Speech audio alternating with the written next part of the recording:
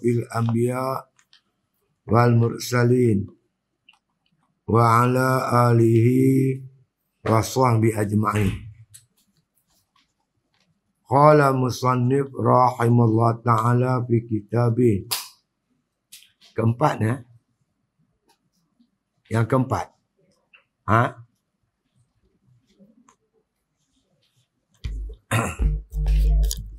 Keempat ya?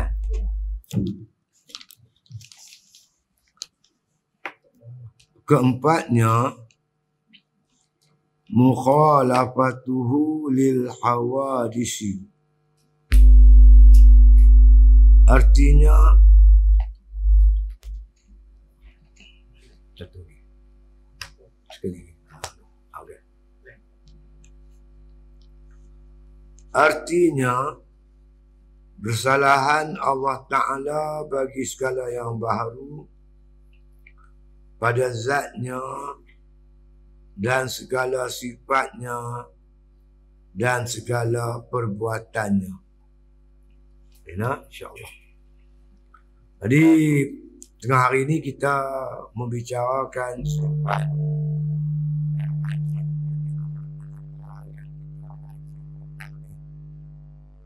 dengan jalan tafsir.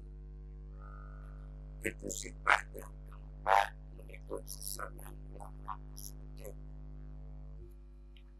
Daripada sifat 20, mukhalafah ni sifat yang keempat.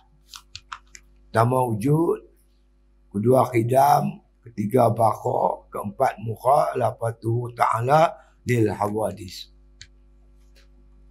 Mukhalafah ni dia termasuk sifat salbiyah. Sifat salbiyah ni ada berapa? 5 nah. Qidam, baqa, mukhalafatuhu ta'ala lil hawadis, qiyamu ta'ala binafsi wahdaniyah. Nah, itu. Baik. Jadi ini antara sifat yang penting yang kita kena tahu.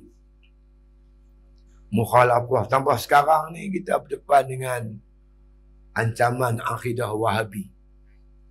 Ni yang bincang panjang ni bab mukhalafah ni. Mukhalafah ni artinya tak serupa Allah Ta'ala dengan segala yang baru. Apa sudut sekalipun tak boleh menyerupai. Kalau menyerupai, syirik. Antara ayat Quran yang turun awal-awal, ayat yang berkaitan mukhalafah. Qul huwallahu ahad, Allahus samad, lam yalid wa lam yulad. Lam yalid, Allah Ta'ala tak beranak dan tak diperanakkan. Walam yulad. Beranak pinak ni makhluk. Serupa dengan makhluk itu bukan Tuhan. Tuhan tak serupa dengan makhluk, makhluk pun tak boleh serupa dengan Tuhan. Kalau menyamai, itu namanya syirik. Walam yakul lahu kufuwan ahad. Tak ada sesuatu yang makna kita sebanding dengan Allah Ta'ala. Nak bandingkan Allah dengan makhluk, tak boleh. Allah tak sebanding dengan makhluk, makhluk pun tak sebanding dengan Allah. Ni makna kata ulama-ulama usuluddin. Sama ada di kalangan khalaf ataupun salaf, semuanya mengiktikadkan Allah tak serupa dengan makhluk. Mukhalafatuhu ta'ala lil hawadis. Baik. Kata musannif rahimahullah ta'ala. Keempatnya mukhalafatuhu lil hawadis. Artinya, arti ini terjemahan daripada mukhalafah tu bahasa Arab, terjemah bahasa Melayu. Bersalahan Allah Ta'ala bagi segala baharu ini. Allah Ta'ala bersalahan tak serupa dengan baharu atau dengan makhluk ini. Makhluk pun dia, baharu pun dia. Allah tak serupa dengan makhluk, makhluk tak serupa dengan Allah. Sebarang juzuk apa sekalipun tak boleh menyamai. Allah qadim, makhluk baharu. Baharu dengan qadim tak bertemu, Tak boleh nak disamakan langsung. Apa yang kata bersalahan ni? Pada segala yang baru ini, pada zatnya. Zat Allah Ta'ala tak serupa dengan zat baharu. Faham zat? Diri Tuhan tu tak sama dengan diri makhluk. Satu juzuk pun kita tak tahu. Zat Allah kita tak tahu. Cuma yang kita tahu zat makhluk. Zat makhluk kita tahu. Zat makhluk ni ada jirim. Ada makhluk Allah yang berjirim macam bulan, matahari, batu, itu bagi jirim. Besi, apa lagi? Zat Allah tidak berjirim. Apa lagi zat makhluk? Berjirim, berjisim. Berjisim ni macam kita lah, ada kepala, ada tangan, ada kaki. Itu jirim. Tangan, kepala, kaki semua dipanggil berjisim. Jisim. Lembu, binatang semua berjisim. Allah tidak berjisim. Macam tangan kita ni. Ada kulit. Ada tulang. Ada daging. Ada urat. Ada darah. Allah tidak berurat, berdarah dan sebagainya. Itu makna tidak berjisim. Apa lagi zat makhluk ni? Cecair. Dia ada air kan? Cecair. Allah Ta'ala bukan cecair. Alwi lagi, berangin. Allah bukan angin. Lagi, pecah lagi sampai jawhar. Tak boleh pecah. Allah Ta'ala bukan jawhar. Sampai peringkat atom yang halus pun Allah bukan. Jawhar perit dia panggil pun bukan. Apa saja yang terlintas di pemikiran kita, itu bukan Allah. Yang terlintas ni semua makhluk. Allah Ta'ala macam mana? Wallahu alam. Allah saja yang tahu tentang diri dia, tentang zat dia. Tafakkaru fi khalqillah wala tafakkaru fi zatillah fatahlikum. Kamu tafakur tentang diri-diri makhluk. Jangan tafakur tentang zat Allah. Kamu fikir zat Allah, kamu binasa. Kerana tak sampai pemikiran kita nak mengetahui zat Allah yang qadim. Tu ya. Jadi, apa saja yang kita makna ketahui tentang makhluk, itu bukan Allah Ta'ala. Faham macam tu ya. Macam mana hakikatnya? Wallahualam. Hanya Allah yang tahu tentang diri dia. Kita setakat tahu bahawa zat Allah tak sama dengan zat makhluk. Dalilnya Allah berfirman, laisa kamitslihi syai'. Allah tak sama dengan sesuatu. Sesuatu pun tak sama dengan Allah. Macam puak-puak Wahabi kan, cerita Tuhan tu terarah macam cerita Isra' Mi'raj. Dengar cerita Isra' Mi'raj. Antara yang peristiwa yang besar yang Nabi hadapi, Nabi sampai mustawa, sampai atas lagi Hadratul Qudsi. Allah izin Nabi melihat Allah Ta'ala. Nabi cerita Nabi melihat Allah dengan izin Allah.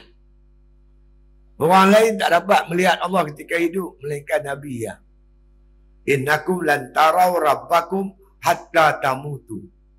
Kamu tak akan dapat melihat Allah melainkan telah kamu mati. Mati baru dapat tengok Tuhan.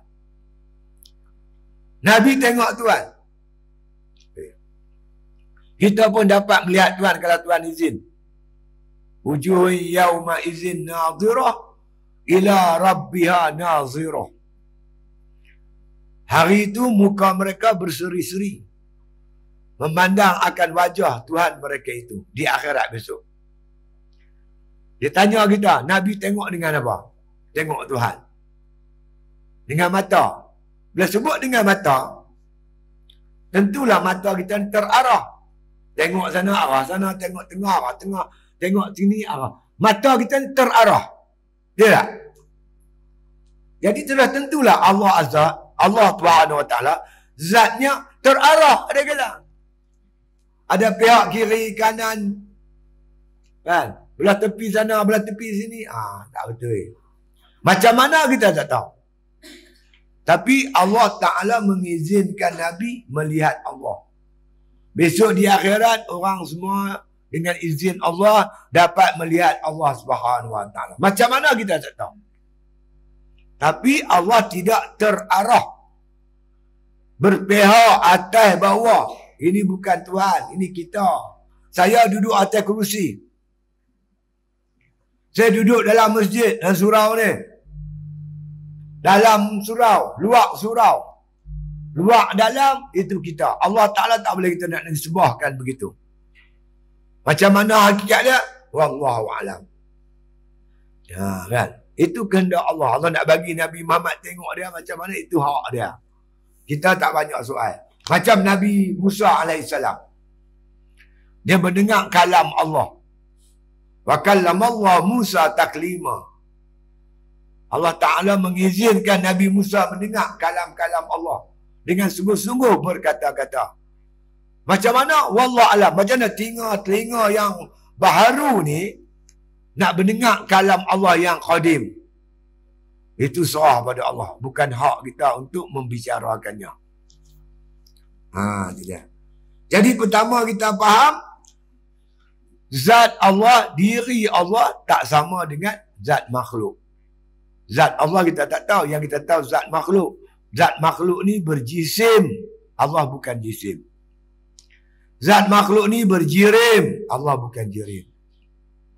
Zat makhluk ni jauhar. Allah bukan jauhar. Bukan.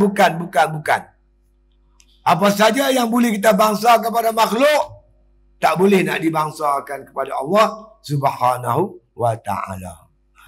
Satu. Dan pada segala sifatnya, segala sifat-sifat Allah Ta'ala, qudrat, iradat, ilmu, hayat, sama, basar, kalam. Qudrat Allah tak sama qudrat makhluk. Iradat Allah tak sama dengan makhluk. Qudrat iradat sama Allah tak sama dengan sama pendengaran makhluk. Basar Allah tak sama dengan makhluk. Sama basar kalam. Kalam Allah pun tak sama dengan kalam makhluk. Tak sopa. Ya. Kita ada kuasa? Ada. Tuhan ada kuasa? Ada. Tapi kuasa Tuhan tak sama kuasa kita. Saya nak angkat cawan ni.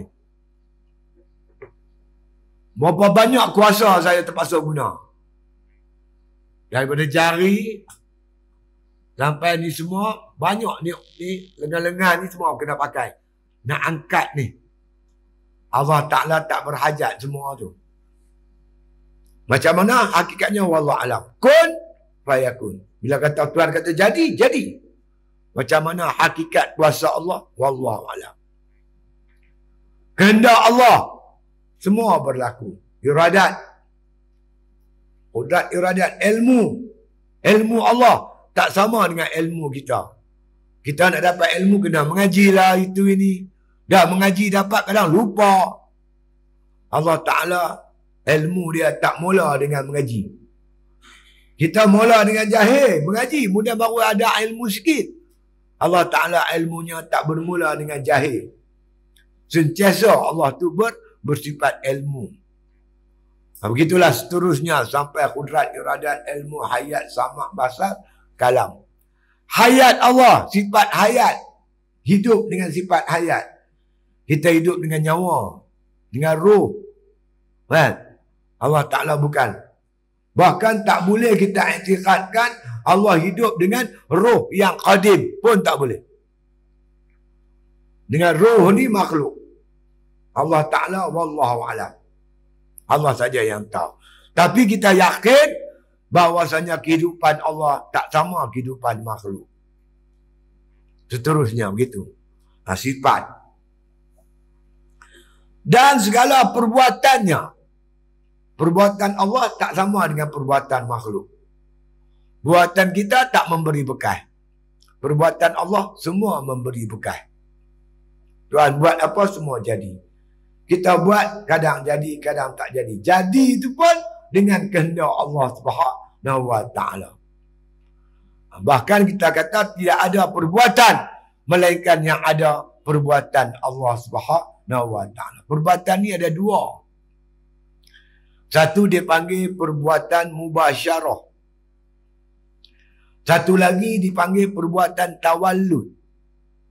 Tawaw lam dal, tawallud. Perbuatan mubasyarah, iaitu makna kata asalnya perbuatan dua. Satu perbuatan dipanggil idhtirari. Satu lagi perbuatan ikhtiari. Perbuatan idhtirari, kita tengok kejadian langit, bumi, bulan, bintang, pokok, tumbuh-tumbuhan, bukit, gunung, ganang. Kita kata siapa buat? Tentu kita kata perbuatan Allah, tidak. Itu perbuatan idhtirari. Cara spontan, kita kata ini perbuatan Allah Ta'ala. Tak ada orang kata ni langit bumi ni orang buat, tak ada. Tanya Cina ke pihak pun, dia kata bukit buka gunung ganang Tuhan buat. Air laut apa semua Tuhan buat. Itu perbuatan idhtirari. Satu lagi perbuatan ikhtiari.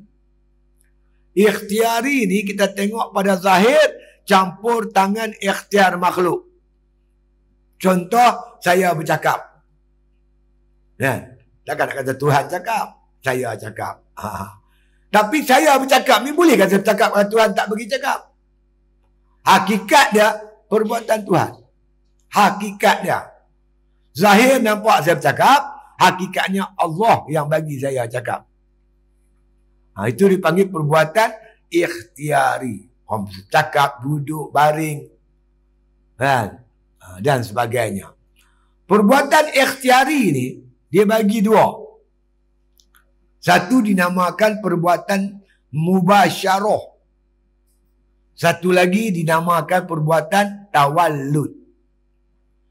Apa mubasyarah? Kita pakai cincin. Bergerak jari, bergerak cincin. Tidak. Kita pakai cincin, jari kita bergerak, cincin gerak tak? Cincin bergerak dengan gerak sebab geraknya jari. Itu panggil perbuatan mubasyarah, berserta. Hakikat dia Allah yang gerakkan. Tuhan boleh bagi cincin bergerak, jari tak bergerak. Allah boleh bagi cincin bergerak. Apa cincin kecil ya? Apa masalah? Hakikatnya yang menggerakkan cincin itu ialah Allah Subhanahu wa taala. Perbuatan tawallud hasil perbuatan mubasyarah. Contoh, kita ambil satu pesto. Gerak jari kita. Gerak pemetik. Pemetik pesto tu bergerak dengan sebab gerak jari. Boleh? Mubasyarah. Peluru pi. Dia keluar peluru. Tembak burung. Kena burung. Burung tu mati. Matinya burung itu dipanggil perbuatan tawallud. Hasil kerja mubasyarah. Hasil bergerak petik tadi ni, peluru pergi, burung mati. Matinya burung tu perbuatan tawallud. Hakikatnya yang mematikan burung tu Allah. Dalilnya Allah berfirman, wallahu khalaqakum wa ma ta'malun. Allah jadikan kamu dan Allah jadikan perbuatan kamu. Perbuatan kita pun Tuhan bagi jadi. Tapi ini tak boleh buat main-main lah. Tapi tampak muka kawan, hang tampak muka aku. Ni tawallud. Tak boleh lah macam tu. Nak bicara bab akidah memang macam tu lah. Pasal tu bila kita buat ibadat, jangan kata kita buat. Yakin ini pertolongan Allah.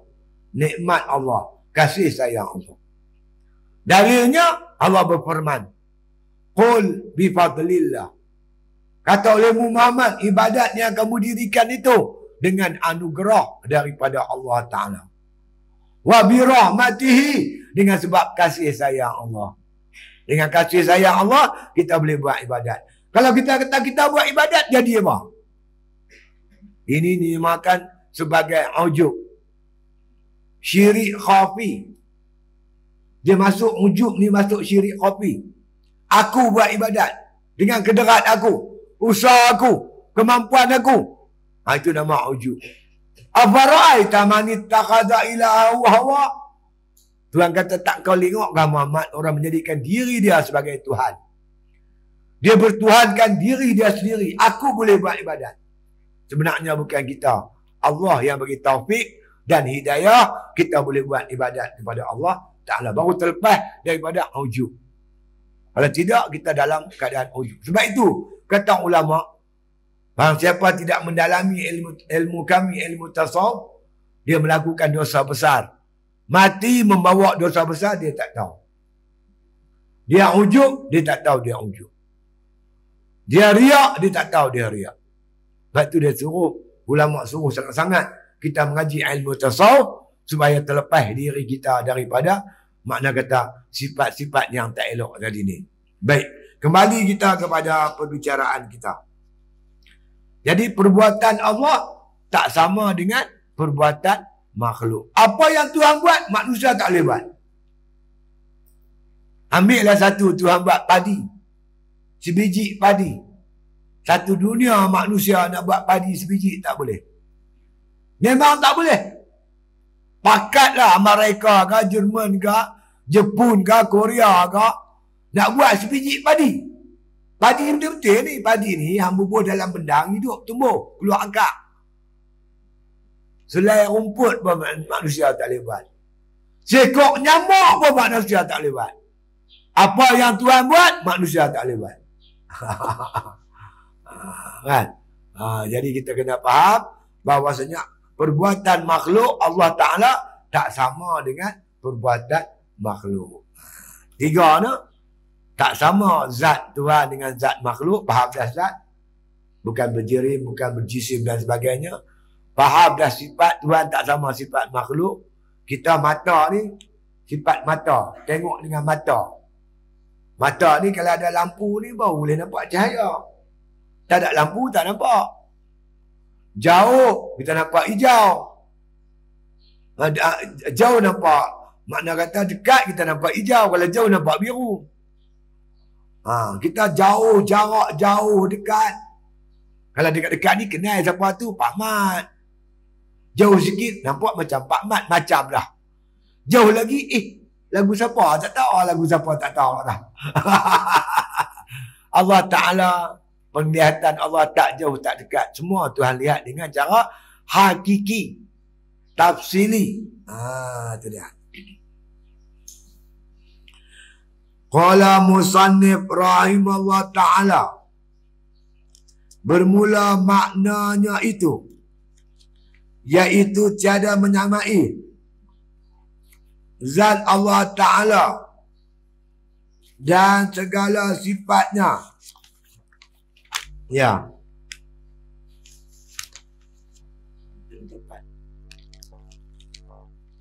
Dan segala perbuatannya. Ini segala zat yang baru.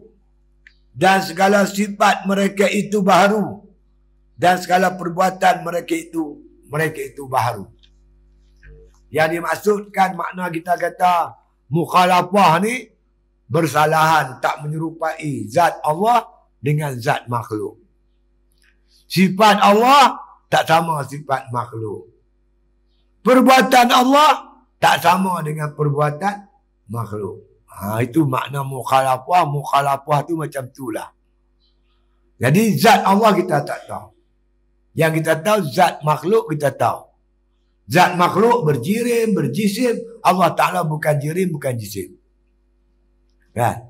Sifat makhluk tinggi, rendah, hitam, putih, kecil, besar. Allah Ta'ala bukan begitu. Sifat makhluk atas, bawah. Sebab tu tak boleh kita nak katakan Tuhan duduk di atas arash.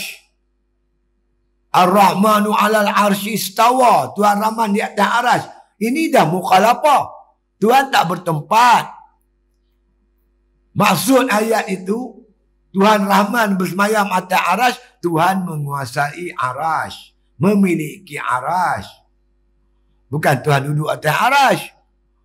Pok-pok Wahabi kata Tuhan duduk atas arash. Arash ni baru. Sebelum ada arasy, Tuhan duduk mana? Al-Quran ni banyak ayat yang dinamakan mutasyabihat. Ada ayat muhkamat. Muhkamat kita boleh faham, mudah faham. Kan? Seperti mana firman Allah, ya allazina amanu iza qumtum ila shalah faghsilu wujuhakum. Wahai orang beriman, bila kamu nak sembahyang, faghsilu wujuhakum. Basuh muka kamu. Jelas tak basuh muka? Muka ni lah kawasan muka. Wa aydiyakum ilal marafiq. Basuh tangan kamu sampai siku. Faham tak? Mudah faham. Kalau Allah berfirman, Bismillahirrahmanirrahim. Alif Lam Mim. Apa? Siapa boleh beritahu Alif Lam Mim tu apa dah? Tanya 100 orang, 100 makna. Kaf, Ha, Ya, Ain, Shad. Alif Lam Mim Ra. Ini ayat-ayat yang mutasyabihat. Termasuklah Ar-Rahmanu 'alal 'arsy istawa. Tuhan rahmat atas aras. Itu ayat mutasyabihat. Jadi mereka nak tafsir dengan cara mereka sendiri. Tuhan duduk atas aras. Habis kalau Tuhan kata, wa huwa ma'akum aina ma kuntum. Allah bersama-sama kamu di mana kamu berada. Lah ni kita ada di mana?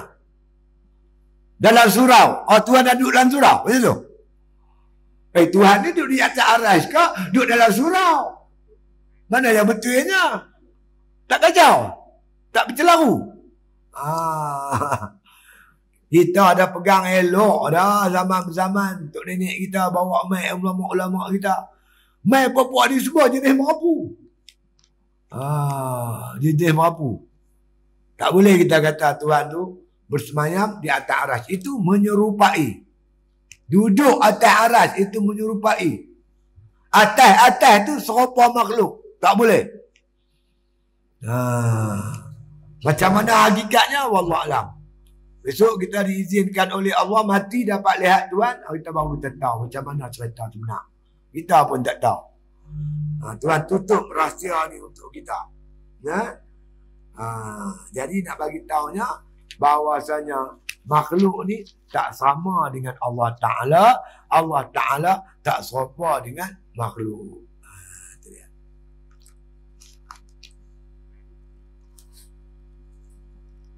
Qala musannif rahimahullah ta'ala. Firman kata musannif lagi. Lawannya. Orang tanya, duk lawan buat apa? Wujud ada, lawannya tiada. Tak bawa duk lawan-lawan. Ada sudahlah, buat apa lawan dia tiada. Lawan ni nak mentahkikkan lagi yang kita yakin tu. Baju saya ni hitam. Bawa mail lawan. Lawan dia putih. Habis macam mana? Baju saya hitam bukan putih. Hitam tak putih. Tak putih tu nak abang betul-betul hitam. Pasal Quran sebut lagu tu. Dalam Quran Allah Ta'ala berfirman. Fatawakkal 'alal hayyil ladzi la yamut. Hendaklah kamu menyerahkan diri kamu kepada Tuhan yang hidup. Cukup tak? Tak, Tuhan tambah. La yamut, hidup tak mati. Tuhan aku ni, Tuhan yang hidup, tak mati. Dia passion tu. Bab akidah ni mengisbatkan wajib, menafikan mustahil. Ada jenis macam tu. Nafi ni nak kuatkan lagi keyakinan. Kan? Itu dia. Hang dapat anak apa? Bagi tahu anak laki-laki. Tak, saya dapat anak laki bukan perempuan. Bukan perempuan tu nak abang anak dia laki-laki sungguh. Faham tak? Jadi bukan tu nafi mustahil tu nak bagi kuat lagi yang wajib tu. Dia macam tu. Jadi kita disuruh untuk mengetahui lawan dia. Mustahil Allah Ta'ala tu mumasalatuhu lil hawadis.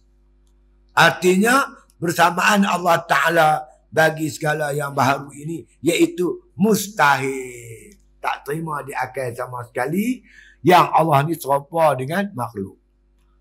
Bila serupa makhluk, apa beza laki-laki perempuan? Laki-laki lain, perempuan lain. Kalau laki-laki serupa perempuan, tak ada laki-laki perempuan lah. Laki-laki semua atau perempuan semua. Pasal ada beza tu lah tu. Allah Ta'ala tak serupa makhluk. Mustahil Allah Ta'ala serupa dengan makhluk. Kalau Allah serupa makhluk, Allah dah jadi makhluk kan? Kalau makhluk serupa Allah, makhluk dah jadi Allah. Kacau. Berjelaru. Iaitu mustahil. Tak diterima pada akal.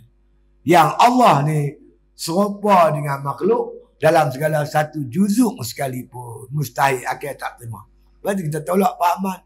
Apa pahaman ni, apa nama ni, Wahabi ni. Dan ni mereka tak mau panggil mereka Wahabi. Kami bukan Wahabi. Habis hampa apa? Kami Salafi. Ada lah Salafi bukan macam apa. Salafi tak ada? Salifus Soleh. Saya baca kitab apa Sairus Salikin di pondok. Yang kata Salifus Soleh ni, mereka makan macam mana? Dia makan, paling kuat makan sehari sekali ya. Abu Bakar makan seminggu sekali. Rasulullah makan 3 hari sekali. Salifus Soleh makan paling kuat sehari sekali. Apa hantar 10 kali sehari. Apa kata apa Salafi. Banyak cantik. Dia lah makan sekali tuan-tuan sekalian. Makan pula setengah mun. Sekali makan setengah mun. Tahu tak setengah mun? 75 gram. 4 mun 1 cupak. 4 cupak 1 kandang Baghdad. 1 kandang Baghdad 3 kali 12 taik. Bagilah tengok. Saya kira-kira 75 gram dia makan. Kita makan banyak pula mampu. Baca Quran, khatam Quran sehari semalam. Bapak Salifus Soleh tu. Sehari semalam khatam Quran. Sembahyang sunat paling kurang 1000 rakaat sehari. Ini yang kata Salafi apa dah. Ngaku lah bapak ni. Allah. Apa dalil? Dalil Quran. Kenapa ada dalil? Abang akidah ni kena ada dalil. Tak boleh jadi mukhallid. Fiqah tak apa. Fiqah ni kita lah ni ikut mazhab Syafi'i. Kita tak tahu dalil. Kita ambil uduk. Tahu tak dalil basuh muka? Apa dalil basuh tangan sampai siku? Apa dalil basuh kaki? Tak tahu kan? Tapi wuduk kita sah. Kita ikut mazhab Syafi'i. Tok Guru duk ajak tu ikut Syafi'i. Sah. Dikira sah. Fiqah. Kita semayang. Rukun semayang 13. Mana dalil takbiratul ihram? Mana dalil baca Fatihah? Mana dalil niat? Aku pun tak tahu. Semayang kita sah. Tapi bab usuluddin jangan bab pasal. Mana hantar kata Tuhan tak serupa dengan makhluk? Ustaz Siddiq kata. Tak main Ustaz Siddiq, Ustaz Siddiq tak boleh. Kita kena faham diri ni. Dalam kitab ni dia buat main dalil. Dalil ni ayat Quran. Allah sendiri berfirman, laisa kamitslihi syai'un. Laisa tak sama. Kamitslihi tak serupa Allah Ta'ala dia tu. Syai'un makna kata oleh sesuatu. Sesuatu tak serupa Tuhan, Tuhan pun tak serupa sesuatu. Tuhan sendiri bagi tahu. Ni dalil dia. Dalil dia ambil daripada Quran.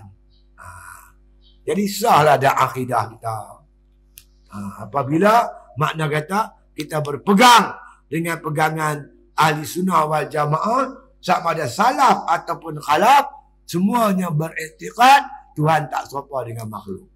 Dan makhluk tak serupa dengan Tuhan. Dalam sudut apa sekalipun. Artinya, ya, tiada sesuatu seumpama Allah Subhanahu wa ta'ala. Sesuatu pun dipanggil dia juga, makhluk pun dia juga, mungkin dia pun juga, baharu dia pun juga. Semua ni bukan Allah. Semua ni tak serupa dengan Allah Subhanahu wa ta'ala. Wallahu a'lam. Ada soalan? Tukut tak apa nak faham.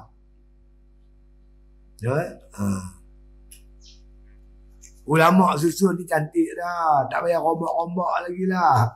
Mereka nak rombak. Bila mereka nak kacau, kita pun bukan nak kacau mereka sangat. Tapi dah melampau.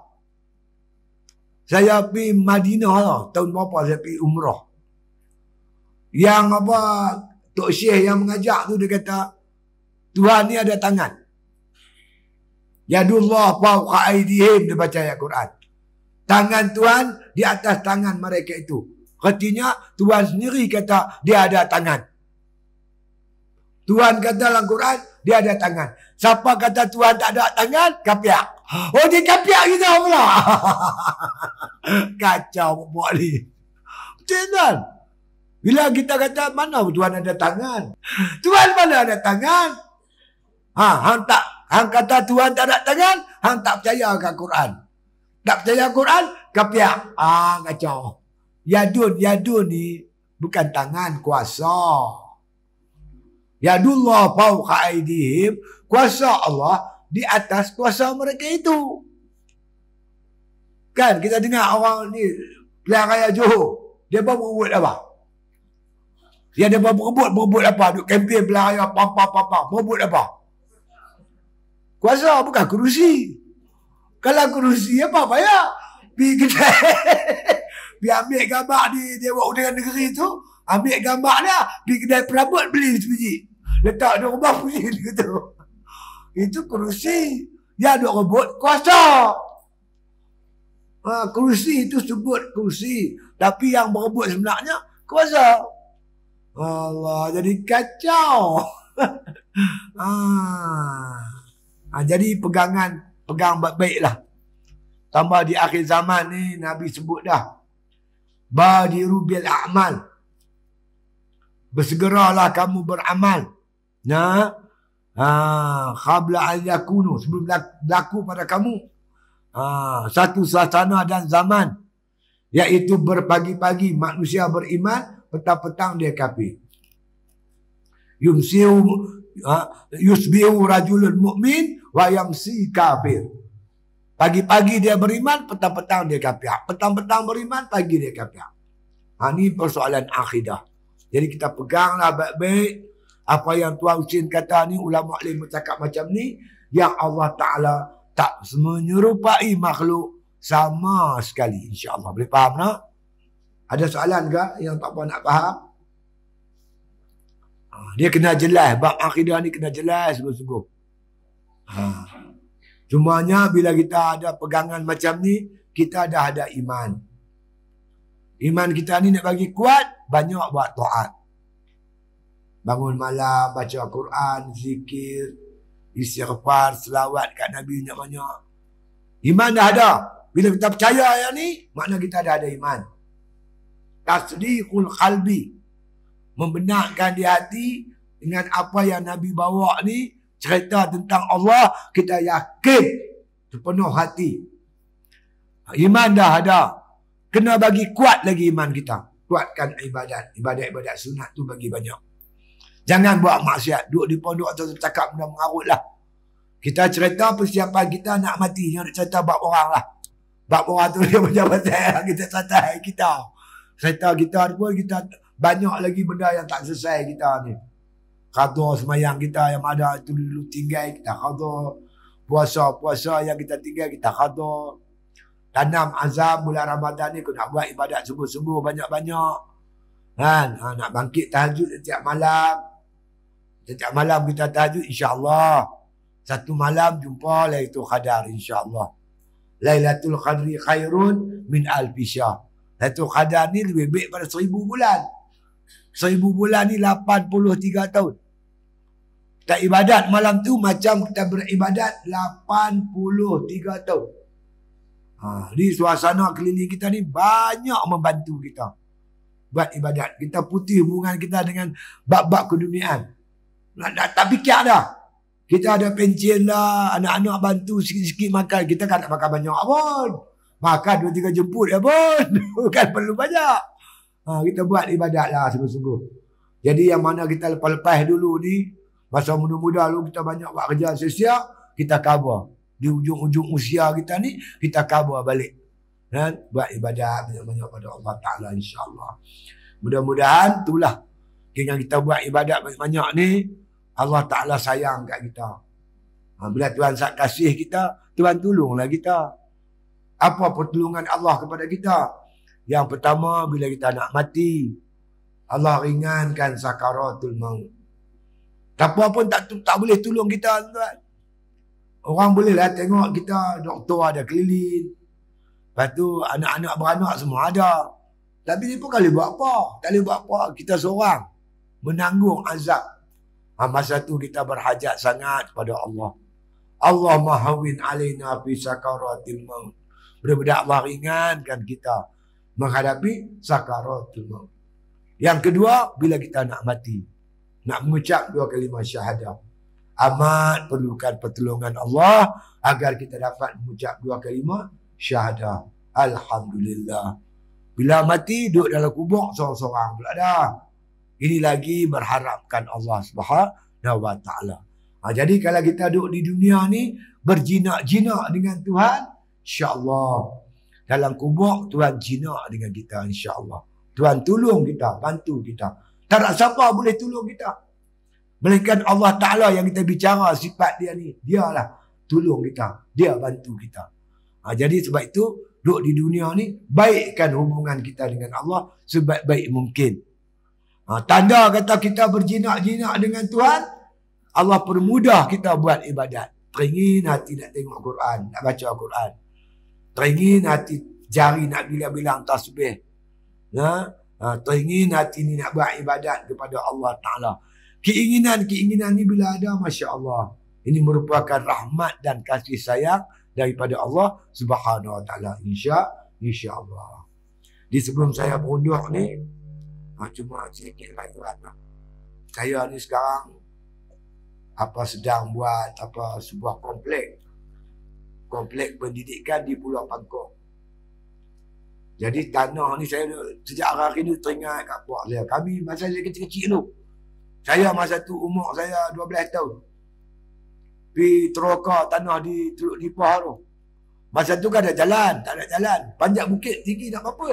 Bawa lah cangkui, parang, golok. Nak pergi buka tanah tu. Pokok bukan ada jensu tak ada. Sebab pinggan kapak ya. Nak tebang kadang-kadang makan masa sampai seminggu. Dah tebang nak kata pula. Oh bukan kerja kecil, kerja dia. Lepas tu tanah tu dah dapat geran. Milik lah dapat diberi geran atas nama pak saya. Jadi saya teringin sangat tanah ni. Saya nak buat sebuah komplek tahfiz dan juga pondok. Pengajian pondok dan tahfiz. Saya pun pergilah jumpa adik-beradik saya. Pertama jumpa kak saya di Peldia Papulut. Baru ni dia dah meninggal. Masa dia hidup saya jumpa. Saya nyatakan hasrat saya, kak, dik ni cadang kalau boleh. Tak usahlah jual tanah pak ni. Kita buat pondok, buat tahfiz, dapat juga mak dengan pak dapat ganjaran pahala. Wakaf. Ikut suka hang lah dik oi. Elok hang, elok kak. Kak setuju semua. Alhamdulillah kak redha. Orang nak beli tanah tu 2 juta. Jumpa saya. Ustaz, kalau Ustaz nak jual tanah tu bila? Tu tempat orang tu buat chalet tu. Hei 2 juta. Aku jutawan lah. 2 juta. Kami 5 beradik. Kalau bagi 4 sama rata pun dapat seorang 400,000. 400,000 banyak oh. Kalau hati tak kuat, jangan buat pasal. Tanya kak saya setuju lega, berdebui. Pergi jumpa adik saya meninggal dah, tinggal anak dia semua perempuan. Duduk di halus tak. Saya panggil lah, mai sini pacak nak sembang hampa sikit. Awak pacak cadang ni, tanah Tok Wan hampa ni, pacak nak buat pondok, pengajian pondok tahfiz. Allah, elok pacak, eloklah kami, dia kata. Berdebuih lagi.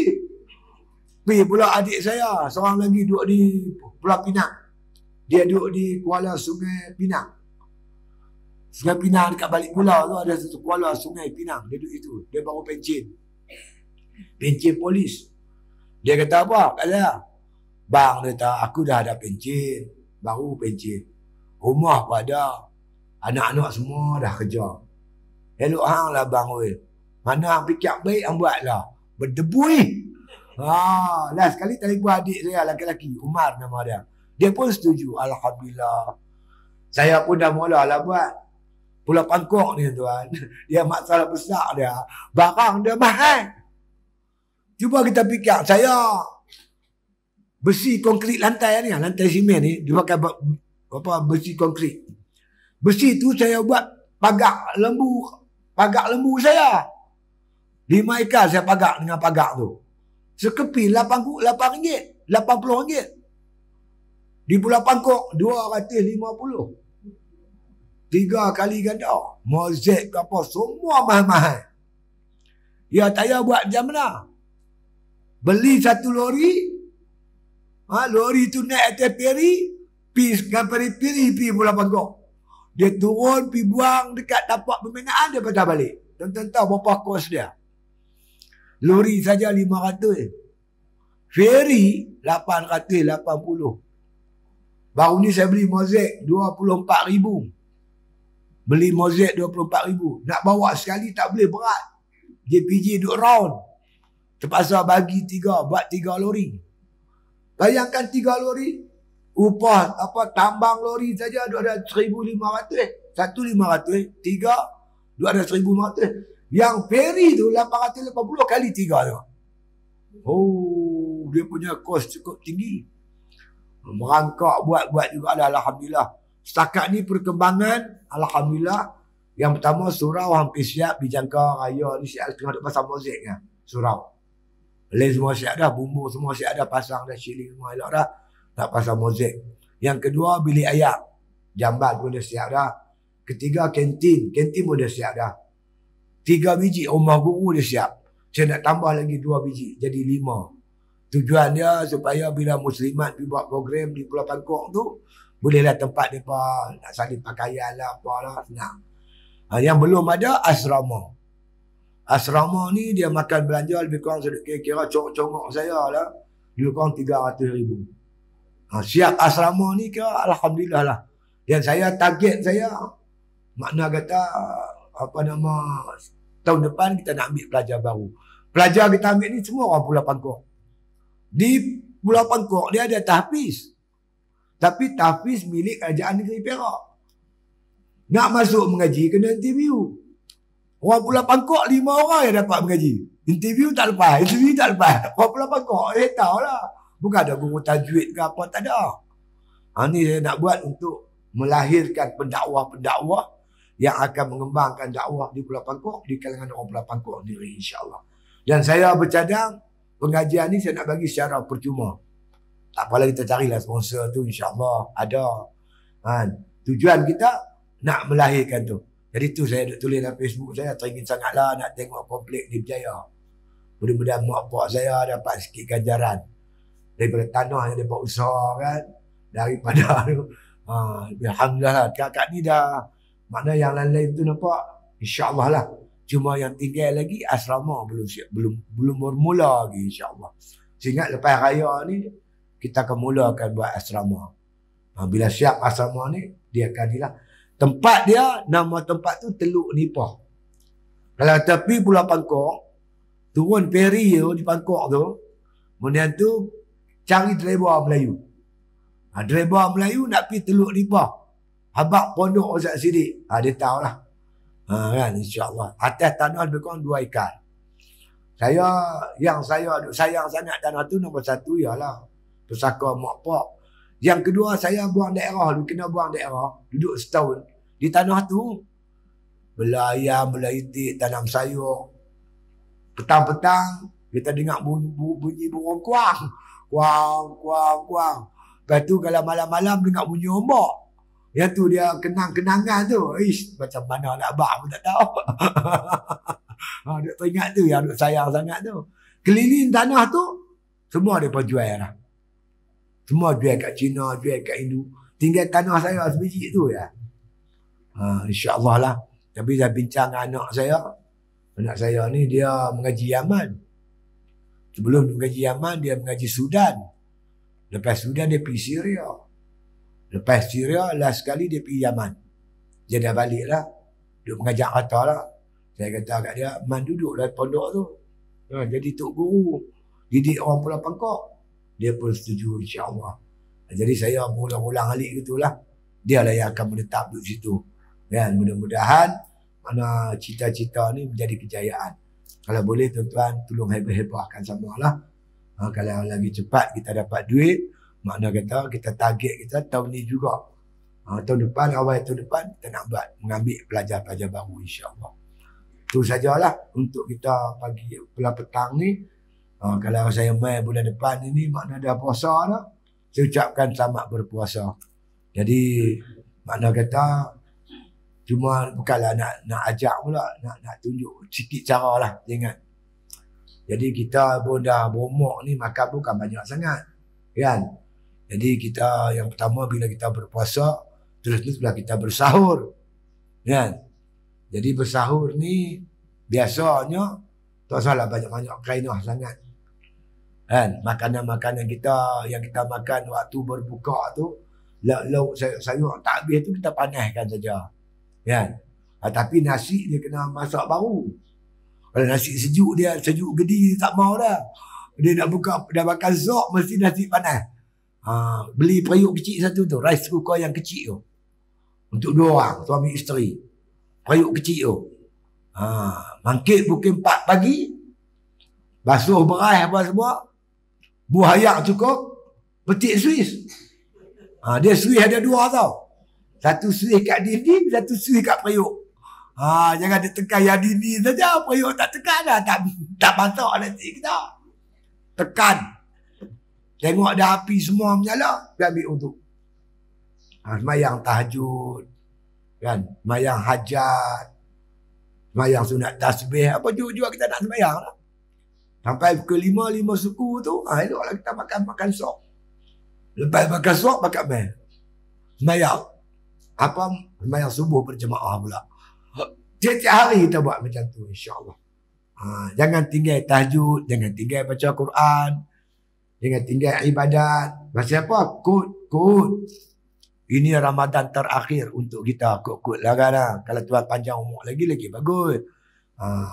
Jadi kita nak cuba jadikan ni Ramadan yang terbaik untuk kita. Kalau manalah nak tahu kalau Tuhan takdirkan Ramadan ni Ramadan terakhir insya-Allah.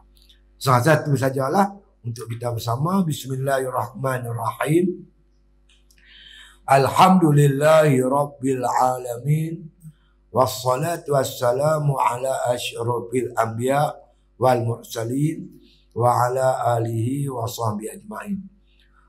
Allah marzuqna hubbak wa hubba man ahabbak wa hubba ma yukharibuna ila hubbik waj'al hubbaka ahabba ilaina minal ma'il barid.